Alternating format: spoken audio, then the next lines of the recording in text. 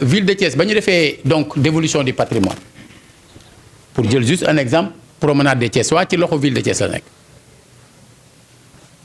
su ko nit soxla ci ñun lay jaar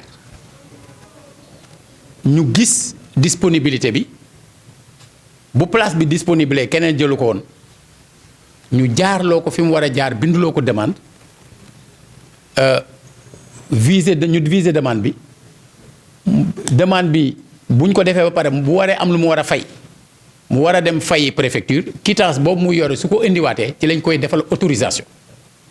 d'occuper la place mais autorisation boobu dafa précaire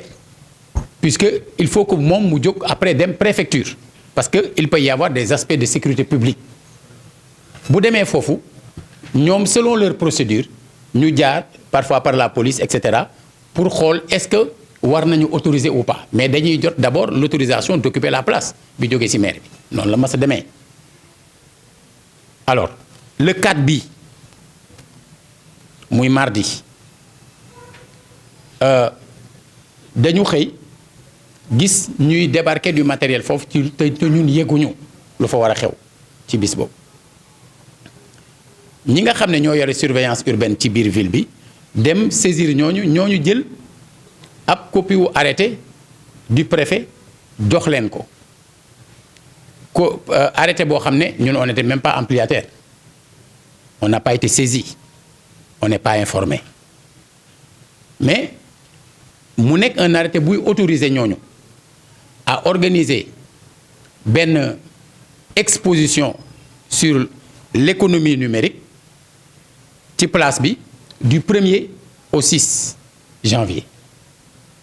c'était le 4 te ba bis boobu stand taxawu fa woon l'autorisation date du 31 décembre ba le 4 stand amu fa woon mais arrêté bi dafa viser aussi leneen mooy ñoom ñu mën a organiser benn cérémonie le 7 bu ñu tuddee Malaw d'or après am beneen activité bu ñu tuddee randonnée bu war a am le 8 ci jour ouverture campagne alors ma saisir ñi ma war a saisir gis ne déjà au niveau de la ville ñun le 7 place bi dañ ko joxe donc ñun jox nañu autorisation ci place boobu xam nga buñ ñu laajoon kon xam nga du demee noonu joxe nañ ko ñoo xam ne dañ ko war a jariñoo le 7 ñi ñu war a saisir nañ leen pour wax leen ne ñi amuñu sañ-sañu occuper place bi lan lañ def du forcing ñëw di installer man maay woote jàmm ci dëkk bi su ma dul woon wootee jàmm ci dëkk bi duñ fa installer mais dañu bëgg ñi nga xam ne j'ai saisi le gouverneur dama bëgg ñi nga xam ne ñoo war a lijjanti loolu comme wax nañ ko nag ci suuf te gisaguñ ci saafara dañ koy wax ci kaw ba ñépp dégg ñoom am nañu cër am seeni sañ-sañ di ko doxal kenn fekku leen ci dañu am suñuy sañ-sañ yu ñu askanu Thiès dénk mooy place bi ñun ñoo ko yore ku ñu wax Dame Sall ñu def ci arrêté bi ne mooy président du d'organisation de l'UNACOIS te waa UNACOIS ne ma bokkul ci ñoom dans un acte officiel kooka daana ñëw fii di am yu mu fiy def daana fi def tamit daan ànd ak le président régional de l'UNACOIS di organiser ba benn année mu am problème puisque ceux qui sont membres de l'UNACOIS à la base surtout au niveau départemental ne ñoom ils ne se sentent pas concernés par cette activité-là bi ñu tuddee woon foire ma fexe woon ba président national UNACOIS ñëw fii ci bureau bi dajale leen tendance yëpp ñu waxtaan at boobu ba déggoo ci dara daaw vers le mois de juin mu amaat conflit entre ñaari pàcc yooyu puisque ñi nekk à la base de l'UNACOIS ànduñu ci lee ñee di organiser te ci seen tour lañ koy organiser. J'étais en mission en Espagne moment bi nga xam ne président bi jokkoon na ak man président national ne ma ñi ngi nii di waxtaan dajale naa sama njaboot mais bu ñu déggoowul nga autoriser le président régional man maa la ko demandé ma ne ko déedéet yow UNACOIS nga yilifuloo Thiès da ngeen di déggoo def déggoowu leen def du am te effectivement def amul. Après cela le sieur Dame Sall est allé dans les médias nous attaquer et cetera man xam nga loolu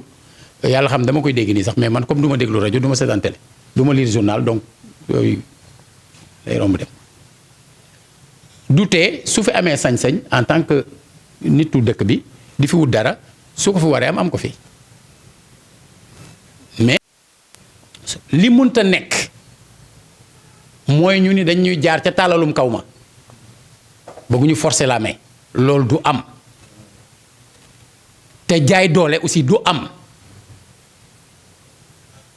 Nous sommes à la veille d'élections yoo xam ne contexte bi ak enjeu yi ñëpp xam nañ leen et nous invitons l'administration territoriale à la plus stricte neutralité ci li ñu jëm puisque li ñuy organiser fii c'est une manœuvre électoraliste à la veille de l'ouverture de la campagne électorale. Nit boo xam ne dañ ko dénk économie numérique mu nekk ci yeneen yu numérique yu dul économie numérique su ñu jógee déclarer ne dañuy organiser exposition sur l'économie numérique du 1er au 6 te jusqu'au 4 amut ba démb amul woon da ngay mën a jàngat ni buntu la boo xam ne ça leur permet de sortir des sous ci ministère bi dugal ko ci seen biir campagne électorale. ak yeneen yu mel noonu loolu nag président de la république moom am na ay pexe boppam ak ñi mu nekkal pour saytu loolu pour seet lu ci am mais dans tous les cas li ñu bëgg mooy kenn ku ci nekk su fekkee ne da ngaa nekk ci course bi nga doxal yoon ne ci course bi dem seeti waa Thiès wax ak ñoom suñ la wóolee ñu jox la seen kàddu mais administration territoriale dafa am luy wàllam ñu comprendre ko. jëfee ko noonu mën nañu bañ a am nag ñoom toutes les informations mais dans tous les cas ñun jéem nañu lu ñu man pour teel leen a informer teel leen a avertir xamal leen lii raam fu mu jëm waaye xamal leen aussi que fii en tout cas tant que maa fi nekk bokk lu ma fi war a lànk dinaa ko lànk loolu mooy li am. ñoom kay place yi ci dëkk bi bëri nañu ñoo xam ne ay chapiteaux la ñuy defar bu ñu masaa tere fii foire dañuy dem feneen defi ko fa mais duñ dem defi ko foofu. wala comme nee na ñoom moom dëkk bi ñu xaar ba jëlee ma fi ñoom bu boobaa ñu organiser nu mu leen neexee